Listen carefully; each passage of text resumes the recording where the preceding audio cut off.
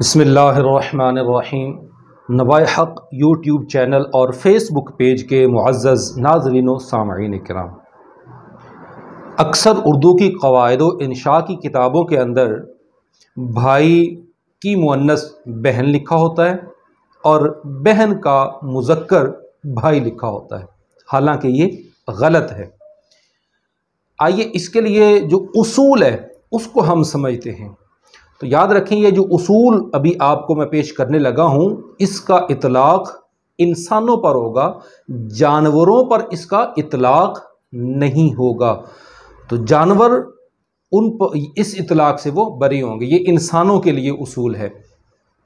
मिसाल के तौर पर हम माँ, इसका मुज़क्कर क्या होगा? बाप। चच्चा, इसकी मुअन्नस क्या होगी? चच्ची।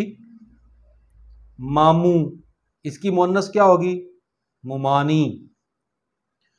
तो मुज़क्कर और मुअन्नस उर्दू ज़ुबान के अंदर आपस में वो एक दूसरे के लिए हो सकते हैं कि जिनका आपस में निकाह होता है।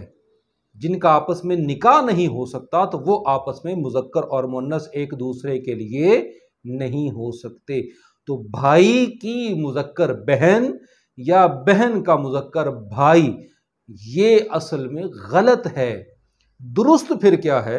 दुरुस्त है कि जी भाई की मुअन्नस भाभी है या भावज है, और बहन का दुरुस्त मुज़क्कर जो है वो बहनोई है, भाई नहीं है।